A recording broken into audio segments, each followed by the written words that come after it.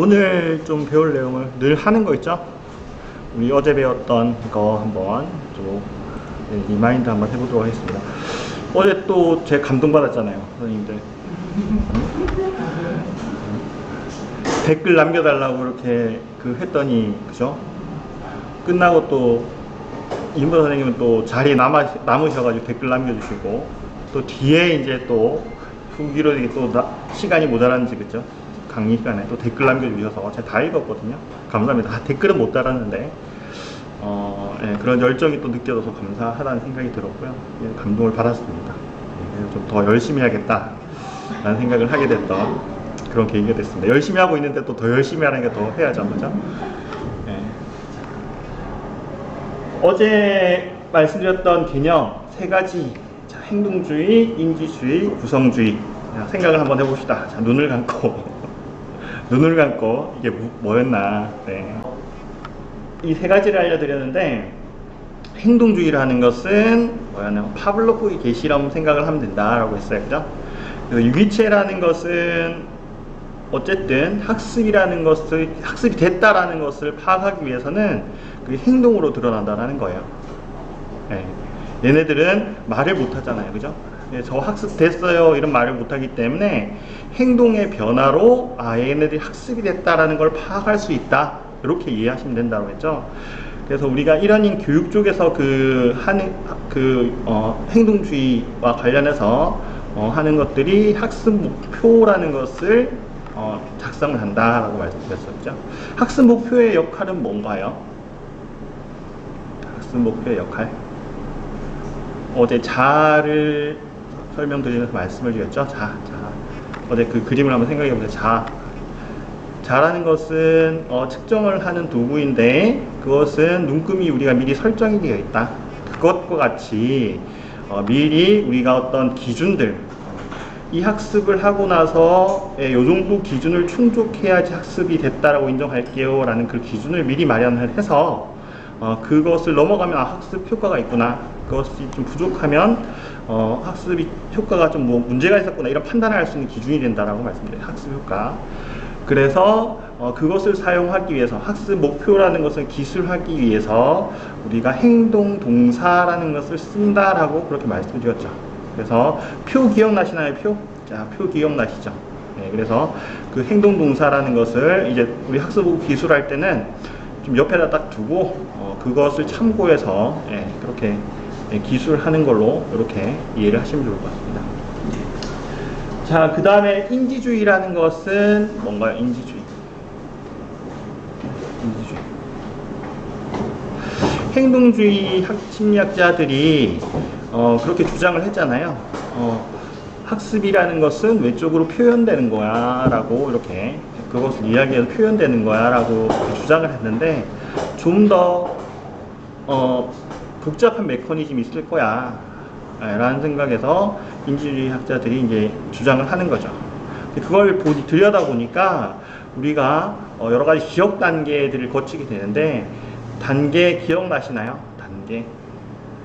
처음에 들어오는 게 감각기억이죠. 감각기억을 거쳐서 다음 들어오는 게 작업기억, 그죠? 작업기억이나 감각기억 같은 경우에는 그렇게 그 용량이 크진 않다고 말씀드렸어요. 특히 감각기억 같은 경우에는 어때요? 어떤 것을 암기하고 있을 때, 공부를 하고 있을 때, 누군가 우리 엄마가 나를 찾았어. 딴 일 하고 오면 잊어버린다 그랬죠? 까맣게 잊어버린다 그랬죠? 그래서 멀티태스킹 같은 게 어렵다라는 부분이에요.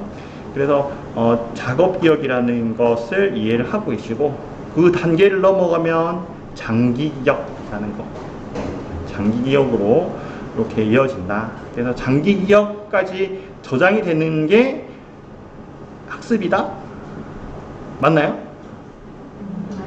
그쵸. 다시 인출되는 거, 인출되고 그걸 다시 생각해내는 것까지 학습이다 라고 그렇게 말씀드렸던 것 같아요. 그죠? 그래서 그 그림을 딱 명확하게 이해를 하고 계시면, 이런 개념이 학습이 일어나는구나 라고 이해를 하시면 될 것 같습니다. 그러면 우리 교수 설계와 관련해서는 어떤 시사점이 있을까요? 어떤 인사점, 그 인지적 단계를, 인지를 좀 쉽게 하는, 뭐 예를 들어 교환을 만들 때 좀 인지를 쉽게 하는 그런 목적이 있다. 그래서 그와 관련된 거 우리가 또 실험도 했었죠, 여러분들. 색상, 그죠? 색상 실험도 했었다, 그죠? 그래서 한 가지 정보를 가지고 있을 때, 색상에 대한 한 가지 정보를 가지고 있을 때는 인지하기 쉬웠는데, 두 가지 정보가 이렇게 섞여서 나오니까 쉽게 인지하기 어려운 그런 경험을 하셨죠, 그죠? 그래서 그런 것들을 인지적인 측면에서 우리는 설계할 때, 화면 설계할 때 잘 이해하고 설계를 해야 된다라는 거예요. 이해가 되셨죠? 그리고 하나 좀 더 추가를 해드리면, 어제 말씀을 드리지 않은 것 같은데, 저희가 청킹이라는 개념이 있어요. 청킹이라는 개념인데, 그게 뭐냐면, 우리가 제 연배하고 비슷하시잖아요. 같이 이렇게 살아가시잖아요, 그죠? 대충 나이를 여쭤보진 않았지만, 제가 이제 40대 중반을 달려가는데 비슷한 경험이 있어요. 우리 예전에 그 휴대폰 번호 말고요, 우리 전화번호 있죠, 전화번호. 그 유선 전화번호 몇 자리 수였죠?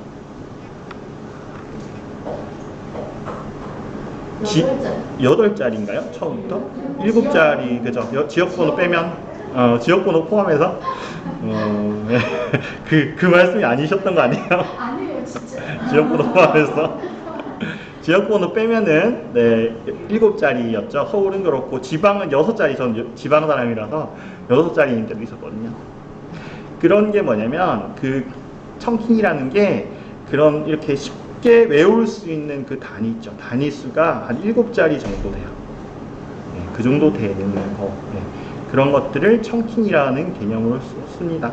그래서 우리가 너무 이런 길들이 길어지면요, 외우기가 쉽지가 않아요. 그래서 화면에서 보여주는 것들, 인지적으로 쉽게 할 수 있는 것들이 보통, 그래서 이제 키워드 형식으로 보여주라는 것이 그런 개념에서 나오는 것들이에요. 이것도 좀 부가적으로 아시셨으면 좋겠고요. 자, 그래서 그러면 인지주의와 관련돼서는 어제 우리 댓글 막 달았잖아요. 그 여러 가지 것들이 그거예요. 우리 나레이션에 맞춰서 도형을 띄워준다라든지, 그 다음에 뭐 픽토그램 같은 거, 이런 이미지들 사용한다라든지, 뭐 그런 것들, 그런 것들이 모두 인지주의에 해당하는 거다 이해하시면 됩니다. 그 다음에 구성주의라는 것은 뭔가요? 구성주의. 자, 앞에 행동주의와 인지주의의 두 가지 개념을 합쳐서 뭐라고 부른다? 객관주의라고 부른다라고 했죠. 근데 구성주의는 그와 다르게 조금 주관적인 성격이 있다, 그렇게 말씀드렸어요. 주관적인 성격 같은 경우에는 우리가 성인학습과도 좀 연관이 된다. 성인학습은 보통 경험에 기반해서 학습을 많이 한다라고 말씀을 드렸죠. 그래서 구성주의라는 것은 어떤 학습을 했을 때 사람들마다 제각각 이해를 다르게 한다. 그것을 내용을 재구성한다라고 그렇게 말씀을 드렸어요. 그죠?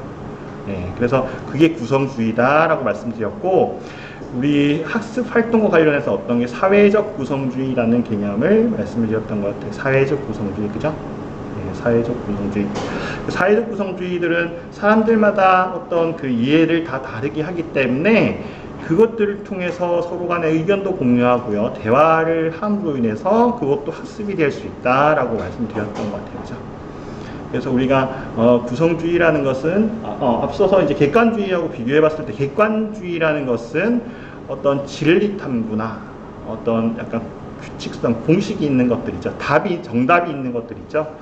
이런 그 학습을 할 때는 이런 객관주의 측면에서 그런 부분 고려를 하면 되고, 구성주의 측면에서는 답이 없지만 뭐 어떤 문제를 해결한다거나 이런 부분들을 하기 위해서, 학습을 하기 위해서 구성주의 기반의 활동을 만들어야 된다, 제시해야 된다, 이렇게 말씀드렸던 것 같아요.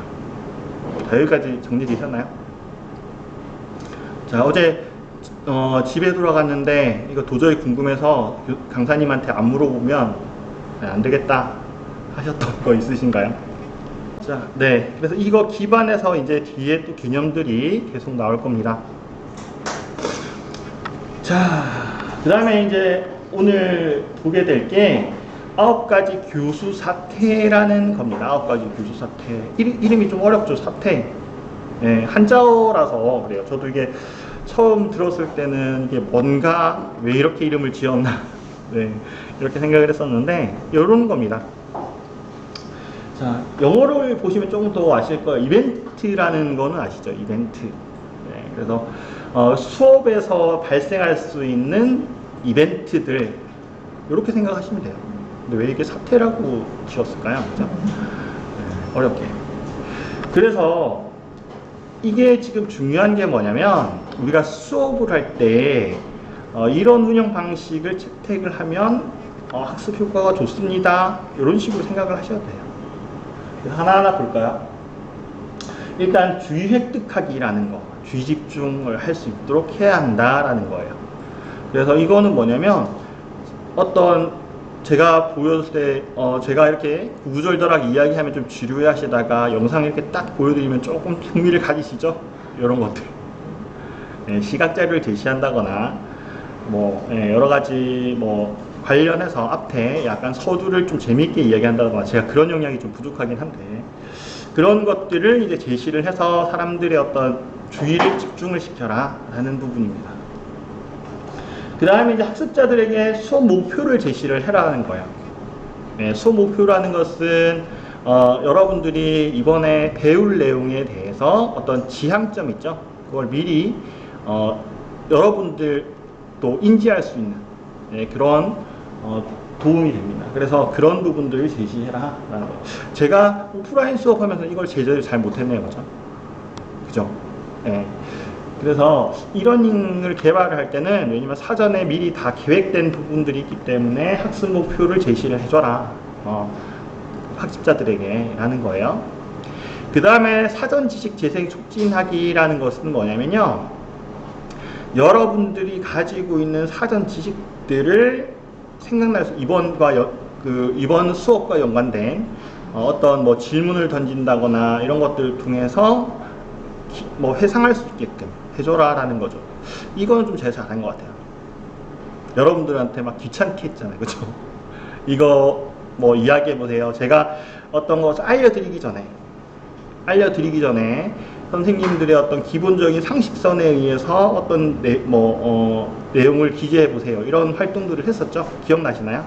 네, 그래서 그겁니다. 그래서 게시판에 보시면 그런 사전 활동, 그러니까 제가 어떤 것을 알려드리고 어떤 것을 이야기해보자라고 했던 활동도 있었고요. 알려드리기 전에 했던 활동들도 있었죠. 그죠? 그런 활동들을 한 이유가 이 차원입니다. 그래서 여러분들과 관련된 것들을 어떤 학습을 하지 않았음에도 불구하고 미리 생각을 해서 어떤 준비를 할 수 있도록 만들어주는 거예요. 아, 이런 내용을 배우는구나. 예측을 한번 해본다든지 아니면은 미리 그 사전에 어떤 그 선행 지식들을 미리 끌어내서 학습의 준비를 하도록 만드는 거다. 이렇게 생각하시면 됩니다. 그래서 이거는 제가 했던 활동들 계속해서 기억을 하시면 돼요. 그래서 제가 첫 수업 때 계속 강조를 했던 게 그렇죠. 네, 컨텐츠적인 측면, 그것도 중요하긴 한, 내용적인 측면도 중요하긴, 제가 알려드린 내용적인 측면도 중요하긴 한데, 저 강사가 앞에서 어떤 활동을 하는지 그거 좀 지켜봐 달라고 말씀드렸죠. 그런 부분입니다. 자, 그 다음에 자극자료 제시하기. 예, 이것도 주의 획득하기하고 좀 비슷할 수도 있을 것 같긴 해요. 예, 그래서 어떤 그 매체들 활용하는 걸 좀 다양하게 한다든가, 일방적으로 계속 강사가 앞에서 이야기만 하면, 그러니까 어떤 영상을 좀 보여준다든가, 아니면은 저희 활동이 어제 색깔 이렇게 했던 활동들 있죠. 실험이라고 제가 불렀던 그런 활동들을 좀 해본다든가, 이런 자료들을 좀 제시를 해서 학습 효과를 높일 수 있다라는 거고요. 그 다음에 학습 안내 제공하기라는 부분입니다. 학습 안내 같은 경우에 특히 이러닝에서 사실 중요해요. 왜냐면 여러분들이 기본적으로는 오프라인 수업을 사실 이러닝보다는 할 기회는 사실 많았어요. 과거에는. 그죠? 지금 뭐 또 이제 새로 이제 잘하는 친구들은 이러닝 학습이 또 더 이런 포션이 많을 수가 있지만, 우리는 지금 거의 오프라인에 많이 특화된 분들이잖아요. 그죠? 그런 측면에 봤을 때 이러닝은 특히 그래요. 오프라인 강의에서는 특별히 어떤 안내를 많이 하진 않아도 그래도 원래 했던 그런 패턴들이 있지만 이러닝에는 사실 그게 아니에요. 뭐 어떤 클릭을 해야 된다든지 어떤 코너에 대해서 왜 이게 만들어졌는지 이런 것들 충분히 설명을 해서 안내를 할 필요가 있다라는 거죠. 그래서 보통 그 이러닝 할 때는 차시 앞에다가 그러니까 그 강의 본 강의 시작하기 전에 오리엔테이션이라는 것도 둬요. 오리엔테이션. 그래서 거기에 대해서 코너 전체적인 어떤 과정에 대한 설명도 하고요. 그 다음에 코너 설명도 하고 그 다음에 이 뭐 인터페이스라고 보통 하죠. 뭐 넥스트 버튼, 다음 버튼은 이렇게 여기 위치에 있다. 그 다음에 이제 목차 버튼은 여기 위치에 있다. 이런 안내까지 보통 하거든요. 예, 그래서 이런 학습 안내 제공하는 것도 참 중요하다라는 겁니다. 그 다음에 이제 수행 유도하기라는 거예요. 수행 유도하기. 수행 유도하기. 예, 이거는 뭐냐면 저희도 계속 오프라인 강의 하지만 학습 활동 계속 하잖아요. 그죠? 그렇죠. 학습 활동들을 계속 하잖아요. 그래서 이 수행 유도하기의 중요한 부분은 뭡니까? 어떤 화두를 던진다는 거. 수행 같은 경우에 특히 구성주의에 기반한 활동들이 많아요. 그죠? 어떤 것을 이야기해보고 의견을 제시해본다든가 우리는 그걸 주로 많이 했지만 그리고 하나는 또 뭐 있냐면 예를 들어 뭐 실습 같은 게 있을 수가 있죠. 어떤 걸 조작하는데 조작해야 되는 어떤 실습 같은 거 이런 것들을 할 때 이러이러한 안내를 통해서 뭐 해야 됩니다. 절차를 통해서 수행을 해야 됩니다. 라는 안내를 해준 부분에 대해서 수행을 할 수 있도록 이렇게 하는 것들 이런 거 생각해 주시면 될 것 같고 그 다음에 수행의 정확성에 대한 피드백 제공하기라는 부분입니다. 이건 어떤 걸 생각하면 되냐면 제가 여러분들 글 딱 등록해 놓고 그냥 끝내진 않죠 거기서. 자, 길교수는 이거는 조금 이렇게 방향 바꿔주셨으면 좋겠습니다 라고 해서 피드백을 드리죠. 네, 그런 거 생각하시면 돼요. 네, 그런 거를 하면 된다. 물론 실습 같은 거 할 때도 마찬가지예요. 뭐 여기 뭐 요리 옆에 요리하는 강의실도 있는 것 같은데 어떤 요리를 한다라고 했을 때 그 수행을 하잖아요. 요리를 만드는 수행을 하면 옆에서 선생님이 이 부분 이렇게 바뀌었으면 좋겠어요. 피드백을 주면 수정을 하게 되는 거잖아요. 네, 이런 피드백도 학습에 있어서 중요하다. 그 다음에 수행평가하기. 수행평가하기라는 것은 뭐 간단하게는 뭐 이런 쪽지 시험 같은 거 보는 거 아니면 진짜 좀 약간 정교화된 문제를 한번 풀어봐서 이 사람의 어떤 학업 성취도가 어느 정도 되는지 평가하는 거 네, 이런 것들을 이야기합니다. 그리고 우리 이러닝 컨텐츠는 여러분들 자주 보는 그 퀴즈 같은 거 있죠. 퀴즈 그런 거 생각하시면 돼요. 이런 거 생각하고 그 다음에 파지하고 전이를 촉진하기라는 부분 파지는 어제 말씀드렸죠. 예, 주먹을 이렇게 쥐고 있는 걸 파지라고 한다라고 해서 인지에서 이걸 계속 유지를 하는 거 정보를 갖다 유지를 하는 걸 파지라고 한다라고 생각을 하시면 될 거고요. 전이라는 것은 뭔가 전이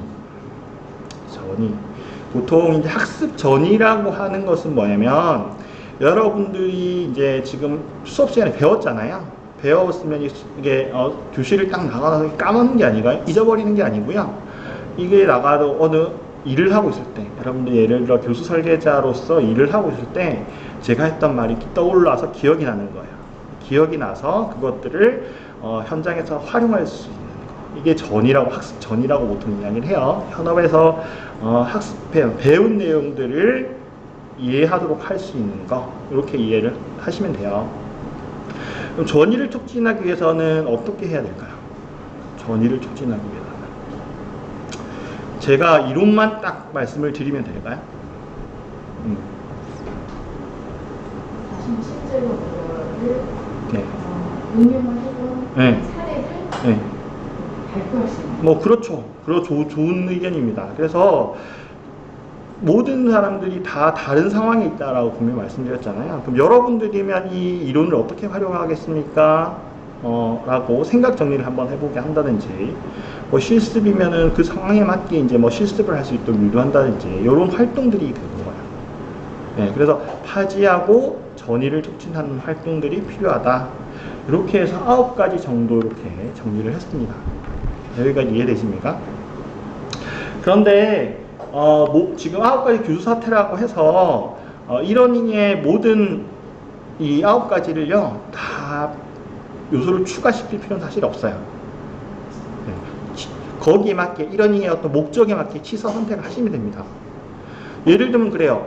우리가 이러닝을 배우는데 물론 뭐 이런 전이하고 파지하는 게 사실 목적이에요. 기본적으로 학습은 목적입니다. 내가 현업에서 일을 잘하기 위해서 배우긴 하는 거잖아요. 그죠? 이게 목적이긴 합니다. 그럼에도 불구하고 그냥 이론 정도만 우리 예를 들어 뭐 정보보호교육 같은 거, 그죠? 정보보호교육 같은 거 아니면 뭐 안전교육 같은 거, 뭐 이런 거 같은 경우 사실은 뭐 몰라서 그걸 배우는 것도 있지만 한번 일깨워주려고 하는 경우도 사실 많거든요. 실수까지 할 필요는 없는 경우가 있잖아요. 그죠? 몰라서 그런 것보다는, 그죠? 그 1년에 보통 이제 기업에서는 1년에 한 번씩 받거든요. 몰라서 하기보다는 약간 일깨워주는 느낌이 강하단 말이에요. 그러면 사실 전이나 이런 것까지는 사실 필요는 사실 없죠. 그냥 단순히 어떤 정보들 한번 회상만 해줄 수 있도록 해주면 됩니다. 그죠? 그런 경우에는 그냥 단순히 뭐 자극자료 제시를 한다든지 뭐 이런 거 그런 것들을 그냥 해주면 됩니다. 간단하게 단편적으로 해주면 됩니다. 그러니까 그 어떤 온라인 컨텐츠 이러닝의 목적에 맞게 요것들을 취사 선택하면 된다. 이렇게 이해하시면 돼요. 취사 선택. 그리고 한 가지는 뭐냐면 그게 취사 선택이 됐으면요. 보시면 아시겠지만 순서가 좀 있는 느낌이 있죠. 순서가 좀 있지 않나요? 네, 순서가 학습 목표 같은 경우에는 사실 앞단에 나와야 될 것 같아요. 그죠? 네, 수업 앞단에 나와야 될 것 같아요. 그런 느낌 있죠. 네. 그 다음에 사전 지식 재생 촉진하기 같은 경우도 좀 앞단에 나와야 될 것 같아요. 그죠? 이런 것들이 사실 있습니다. 그죠? 그래서 요것들을 이제 좀 일단 아시고 취사 선택을 해야 된다라고 말씀을 드렸고요. 이게 뭐 어떤 것과 관련이 된다냐면은 학습 흐름과 관련이 있습니다. 학습 흐름 잡는 거. 컨텐츠 보시면 여러분들 그걸 컨텐츠 확인하시면 그걸 보셨는지 모르겠는데 컨텐츠 차시마다 목차 버튼 있죠. 목차 버튼 혹시 보셨나요? 나 목차 버튼 봤습니다. 동동생 보셨고, 그럼 이제는 목차 버튼을 좀 보세요. 오늘도 이제 이러닝 좀 몇 개 볼 건데, 목차 버튼을 보시면 그 목적들이 여기에 해당할 겁니다. 네. 처음에 뭐 예를 들어 사전 퀴즈를 넣어가지고 이 사람이 얼마나 이 선행 지식이 있는지 파악할 수 있도록 만든다든지, 그건 사전 지식 재생 촉진하기에 해당하겠죠. 네. 그 다음에 이제 주의 획득을 하기 위해서 앞단에 본학습과 좀 관련된 어떤 영상을 좀 넣는다든지 아니면 애니메이션을 넣는다든지 이런 것들이 아마 그 9가지 교수 사태에 해당할 거예요. 네. 그래서 학습 흐름 하는 학습 흐름들을 구성하는 게 기반이 되는 그런 이동이다 생각하시면 될 것 같아요. 그래서 뒤에 이제 목차 잡는 활동들을 제가 기획안 할 때 소개를 할 텐데 그때 자세히 말씀을 드리겠습니다. 그래서 일단 이런 게 있다 이해를 하시면 돼요. 자, 그 다음에 이론 하나를 또 소개를 해드릴 텐데 동기부여 이론입니다. 동기부여 이론. 자, 동기부여 이론. 켈러란 학자가 우리 학습 동기를 좀 불러일으키기 위해서는 4가지 요소가 있다라고 말을 했어요. 그래서 처음이 주의 집중과 관련된 주의 집중을 해야 된다. 그 다음에 관련성이 있어야 된다. 그 다음에 자신감을 좀 부여해야 된다. 그 다음에 만족감이 부여돼야 된다. 이렇게 이야기했습니다. 자, 주의 집중 먼저 볼까요? 네. 개인적이고 정서적인 자료를 사용해서 호기심과 놀라움을 발동시킨다. 문제를 제기하고 패러독스를 제시하며 일상적인 사고 패턴과는 대조적인 자료를 제시함으로써 탐구하고자 하는 호기심을 유발한다. 교육 대상자가 이미 알고 있는 사실을 제시해서 호기심을 그대로 유지한 상태에서 교육 대상자에게는 생소한 자료와 말을 첨가시켜서 호기심을 유지한다. 유머나 경험이나 아이디어를 공유한다. 그 다음에 교육 대상자의 호기심이나 관심을 끌 수 있는 각종 기법을 사용한다. 교육 대상자에게 다소 색다른 자료나 화법을 구사한다. 질문을 사용하거나 교육 대상자의 상상력을 발동시킬 수 있도록 하는 모든 학습자들에게 학습 활동에 참여할 수 있는 동등한 기회를 준다. 이렇게 되어 있습니다. 이 문장 자체는 그렇게 어렵진 않죠. 그냥 많이 그냥 한마디로 그래요. 처음에 딱 그 학습을 할 때 이게 무슨 학습이지 좀 궁금증을 유발할 만한 그런 요소들, 그런 것들을 이야기를 하면 됩니다.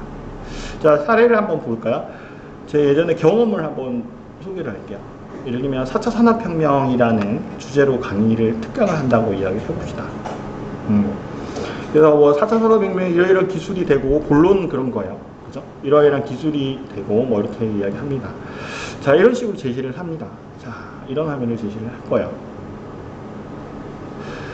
제가 최근에 영화를 좋아해서 극장을 많이 갔었는데요. 그때는 직원들이 있어요. 근데 얼마 전에 가니까 극장에 직원들이 없고 그 자리를 키오스크들이 대신 이제 그 기능을 했습니다. 이렇게 시작을 하는 거죠. 그래서 사실 4차 산업혁명이라는 이야기는 꺼내진 않았지만 이런 분위기를 일단 조성을 하는 겁니다. 이런 학습 자료들이 주의 집중을 시킬 수 있는 자료인 거죠.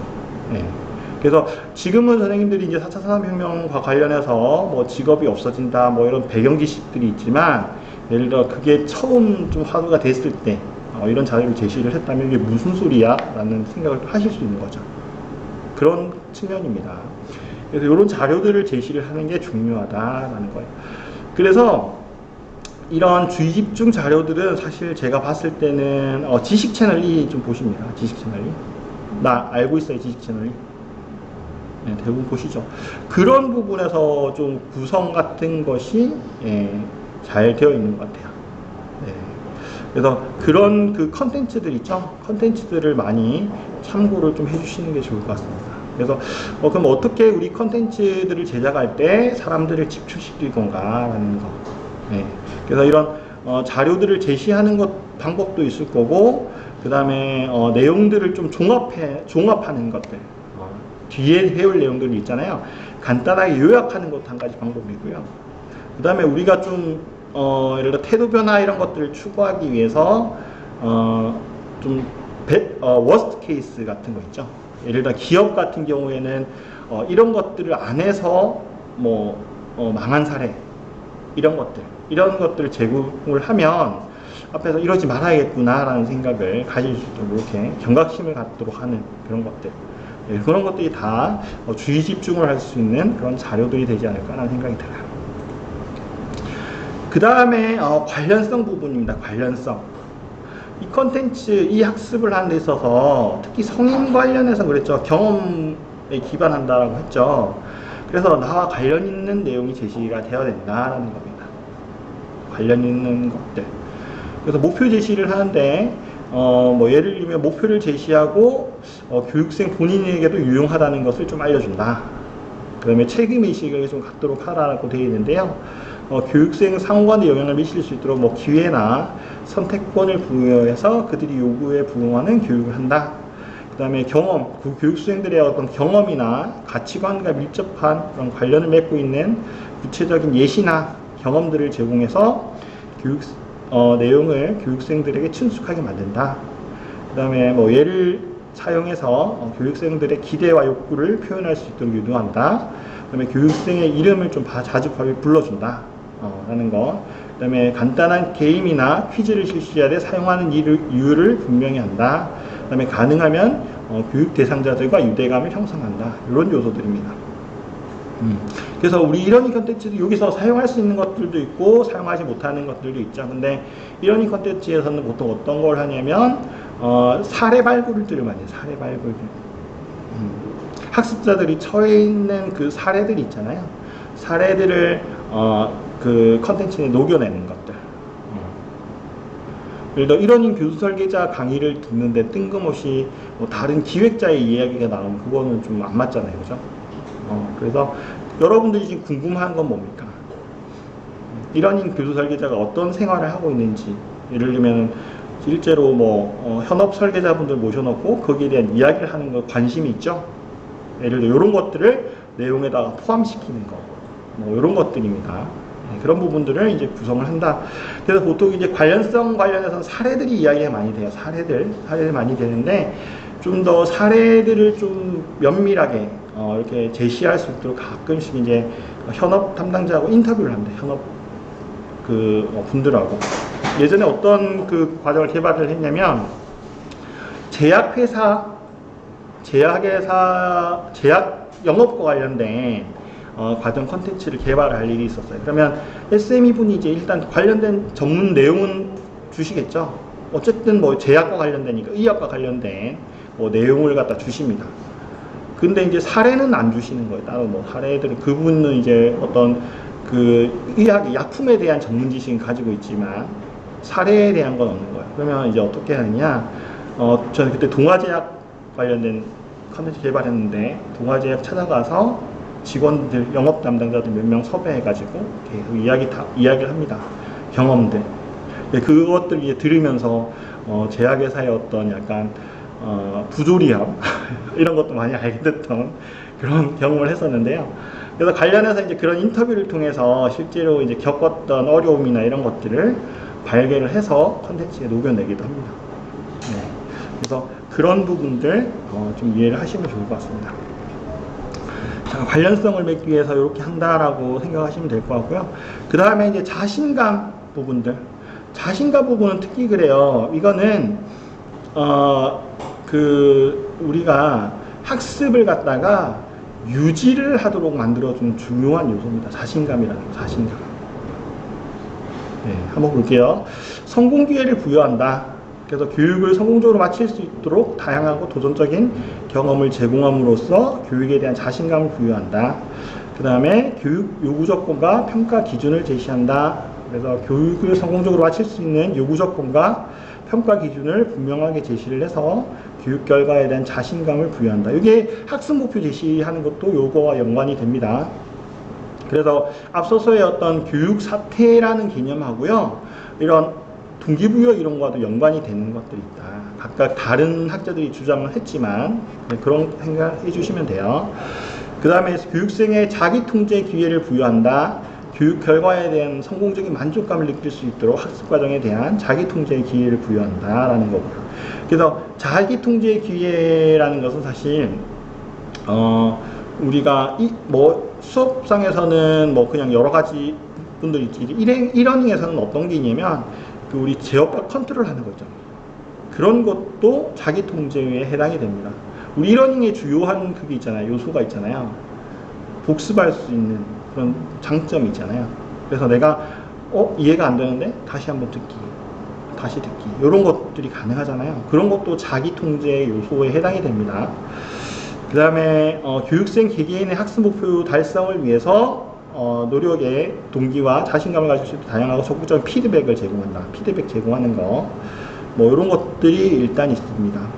그래서 이게 교육을 유지할 수 있도록 하는 거다라고 했잖아요. 예, 그래서 잘 하고 있어요. 이런 피드백 있죠. 이런 피드백도 중요하다. 이렇게 생각하시면 될 것 같아요. 예, 그래서 이것들 한번 참고를 쫙 해주시면 어떻게 자신감을 부여하고 이것들을 계속 학습을 유지할 수 있게 만들어 주는지 한번 보시면 될 것 같습니다. 자, 그 다음에 이런 것도 있어요. 뭐 기대 수준 설정하고 이런 것들도 있는데 이거 한번 쫙 읽어보시면 좋을 것 같고요. 그 다음에 만족감. 만족감 같은 경우에 사실은 이런 그 동기부여의 어떤 선행되는 그런 요인이라기보다는 결과적인 요인들이에요. 그러니까 주의 집중하고 관련성 있고 자신감 있는 그런 것들을 활동들을 제시를 해주면 만족감은 사실 자연히 좀 따라오는 그런 성향이 있거든요. 근데 한번 볼게요. 여기서는 이제 보상이라는 게 나와요. 보상이라는 게 나옵니다. 만족감의 보상.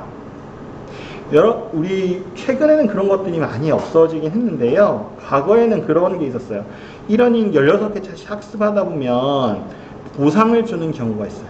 어떤 보상을 주느냐? 별거 아닌데 우리 게임 할 때 원리와 비슷해요. 게임 뭐 예를 들어 어떤 것을 했다고 해서 사실 우리가 실제로 뭐 현물이 주어지는 건 아니죠. 하지만 뭔가 뿌듯함이 남죠. 뭐 점수가 높다든지 아니면 레벨업이 돼가지고 레벨이 계속 올라간다든지 이런 것들 있잖아요. 그런 것들을 갖다가 이런 컨텐츠에 녹여내가지고 예를 1차시 학습을 했다, 아니면 퀴즈를 몇 점 이상 풀었다 라고 하면 그 점수에 따라서 뭐 어떤 뭐 별점을 준다든지 자연스럽게 그 시스템에서 그런 것들 보상을 주는 거예요. 그런 것들이 이제 만족감을 유발할 수 있는 그런 요소다라고 이해하시면 좋을 것 같아요. 그리고 예전에는 그랬어요. 이런 것들을 하기 위해서 제 아이스크림 연수원 같은 것 있다고 했죠. 그런 경우에는 뭐 예를 들어 이수 완료를 하게 되면 뭐 포인트를 조금 줘서 포인트가 누적되면은 예를 들어 그걸 현금처럼 쓸 수 있게 다음 수강할 때 뭐 그 현금 대신에 할인할 수 있게 이런 것들도 뭐 시스템에 제공하는 그런 것들이 있었거든요. 그런 거가 이제 만족감을 높이는 그런 요소다라고 이해를 하시면 좋을 것 같습니다. 자, 여기까지 이해됐나요? 자, 궁금하신 거 혹시 여기까지 설명을 드렸는데 크게는 지금 교육 사태라는 거를 설명을 드렸고 그 다음에 켈러의 악스 이론이라는 것을 설명을 드렸어요. 자, 여기서 궁금하신 거 있으시면 해결 좀 하고 넘어가도록 하겠습니다. 네네.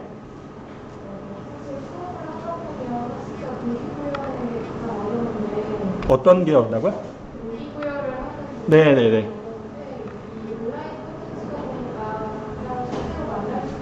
네. 네. 네. 그래서 보통은 어떻게 하냐면 튜터라는 게 보통 있어요. 온라인 학습에서는 튜터를 활용을 합니다. 튜터를.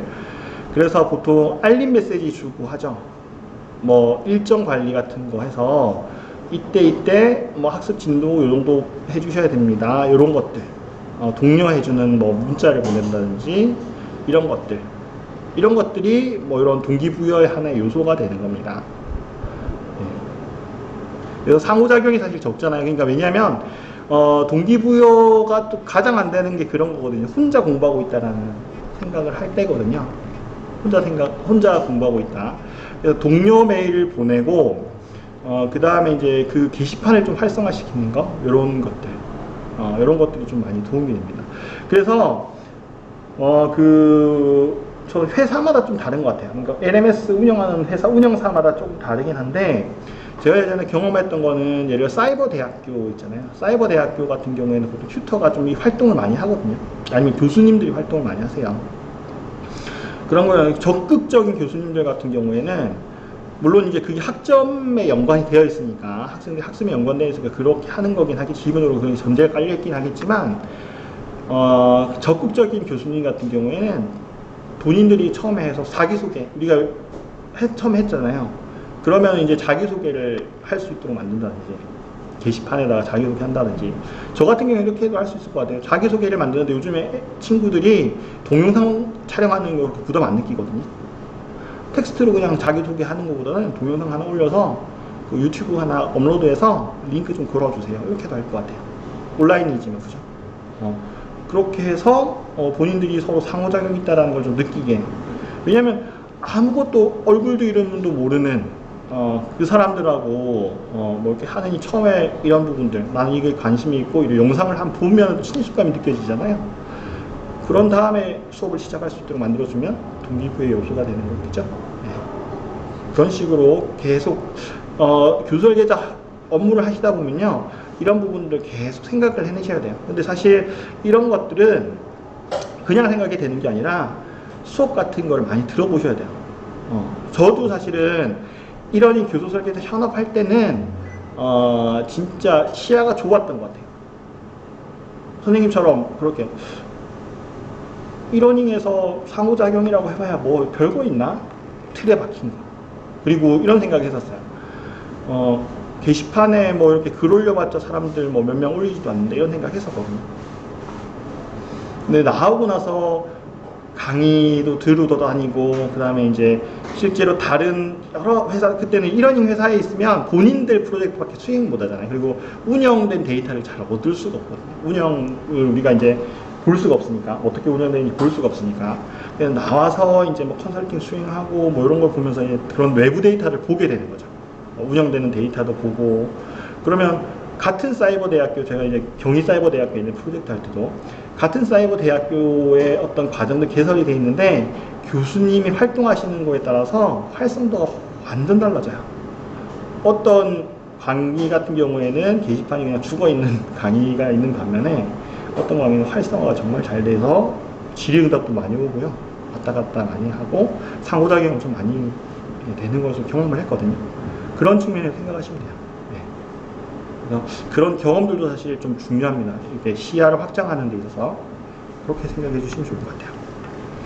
자, 좋은 질문이었던 것 같고, 그 다음에 또 다른 좀 질문 있으신가요? 네, 그럼 요 정도 이건 넘어가도 될까요? 자, 좋습니다. 그러면 요거 한번 해볼게요. 자, 게시판에 게시물 1번 게시물 올려놨어. 이야기해 봅시다. 1번 게시물 올려놨습니다. 자, 속내관과 함께하는 랜선 동걸 기행이라는 과정이 있어요. 그 링크까지 있고요. 그 맛보기를 확인하셔서 9가지 교수 사태와 동기부여 이론, 교육심리 이론 측면에서 분석을 한번 해봅시다 라는 거예요. 제가 설명을 좀 드릴게요. 일단 그 게시물을 가기 전에요, 제가 어제 올려드렸던 잠시만요, 교육자료, 사전 교육자료가 있어요.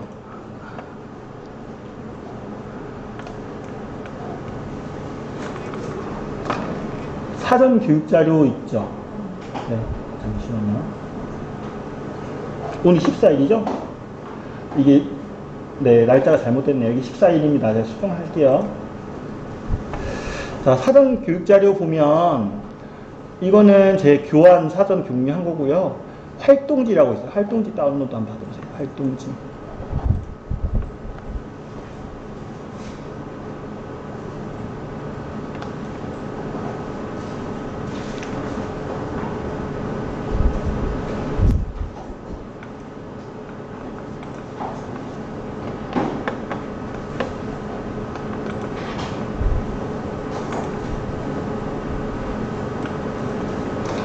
자, 활동지라는 걸 여시면 오늘 2가지를 할 건데요. 일단 그래요. 여기 속내관과 함께하는 랜선 분걸 기행이라는 거 있죠. 요거를 컨텐츠를 보시고요. 컨텐츠를 보시고 어제는 이것만 했어요. 사실. 그죠? 행동주의, 인지주의, 구성주의 몇 페이지에 나와 있는지를 봤어요. 근데 우리는 입체적인 걸 이제 볼 거예요. 어떻게 하냐면 일단 요게 9가지 사태라고 했죠. 사태 관점에서 어떤 사태와 관련이 있는지, 예를 들어 예를 들어 이 페이지에 학습 목표가 제시가 되어 있다라고 하면 학습 목표 제시된 게 수업 목표 제시하기에 사태와 연관된 거죠, 그죠? 그리고 동기부여 이런 관점에서는 어떤 것과 연관되어 있는지, 요것을 정리를 한번 해보는 거예요. 이게 됐죠. 그리고 이게 행동주의인지 인지주의 관점인지 구성주의 관점인지, 이걸 정리를 하다 보면 사실 좀 뭐 중복되는 것도 있을 수가 있어요. 아까 보셨지만, 그죠? 어떤 사태, 교육 사태하고 그 다음에 이제 이런 동기부여 이런 관점 봤을 때, 그죠? 하지만 그것을 이렇게 한번 정리를 한번 해보시기 바랍니다. 이해가 되셨죠? 자, 이렇게 일단 진행을 할 거고요. 그래서 일단 요거 다운로드를 한번 받으시고, 그 다음에 이야기해 봅시다. 1번 있죠? 자, 1번 요 클릭하셔서 요 링크가 있어요. 링크를 클릭하셔서, 네, 미리 보기, 네, 여기에 미리 보기 클릭을 하시면, 네, 확인하실 수 있어요. 그래서 요거는 시간을 좀 많이 드릴 거예요. 일단 기재를 해야 될 게 많기 때문에. 그래서 이것을 하는 이유를 미리 말씀을 드릴게요. 이걸 하는 이유가 뭐냐면, 여러분들이 여러 가지 이론들을 지금 이제 배우고 있잖아요. 실질적으로 이게 왜 쓰이는지를 아시고 이걸 종합해야 돼요. 이게 각각의 이론 개별적인 게 아니고요. 이걸 종합을 해서 이걸 어디다 써먹냐면 교수 설계 전략이라는 것을 만드는 데 써먹는 겁니다. 교수 설계 전략. 그러니까 이 지금 배우는 이론들 자체는요, 이런 활동이 이러이러한 근거에 의해서 의미가 있어요. 학습에 의미가 있어요. 라는 것을 어필을 해야 되는 거예요. 그게 교수 설계 전략이거든요. 우리 컨텐츠 중엔 이러이러한 활동을 제가 구상을 했습니다. 기획을 했습니다. 그것은 이러이러한 근거에 의해서 이러이러한 교육 효과가 있기 때문에 뭐 이렇게 기획을 했습니다. 이런 것들을 밝혀줘야 되거든요. 그게 이제 교수 설계 전략이에요. 그런 것들을 하기 위해선 여러분들이 이런 것들, 지금까지 배웠던 내용들 있잖아요. 이론들을 갖다가 정리를 한번 해볼 필요가 있어요. 그래서 벤치마킹을 통해서 정리를 할 필요가 있으니까 이런 활동들을 오늘 좀 많이 하도록 할게요. 자, 활동 내용은 이해하셨죠? 어제처럼 자 여기 접속을 하셔서요. 접속하셔서 컨텐츠를 보시면서 아까 다운받았던 내용 있잖아요. 다운로드 받았던 내용을 정리를 해주시면 됩니다. 요거를 정리를 해주시고요. 자, 이거는 지금 댓글로는 등록이 안 되실 거예요. 댓글로는 아마 파일 업로드가 안 되시잖아요. 그죠? 그러니까 요것은 답글로 등록을 해야 돼요. 답글로 등록해 주시는 걸로 이렇게 진행을 하도록 하겠습니다. 자, 요거 안내까지 일단 해드렸고요. 저희 한 10분 쉬고요. 요것은 활동 한번 하는데 1시간 정도 하면 될까요? 1시간 시간 긴가요? 어느 정도 드리면 될까요? 1시간? 강소 선생님 어떻게 어느 정도 드릴까요? 더 줘요? 1시간 정도? 일단 1시간 정도 해보고 여러분들 좀 빨리 끝나시면 빨리 이렇게 해서 시간 조절하는 걸로 일단 할게요. 네, 이해되셨죠? 그러면 저희가 지금 19분이에요. 저희가 30분에 다시 뵙도록 할게요.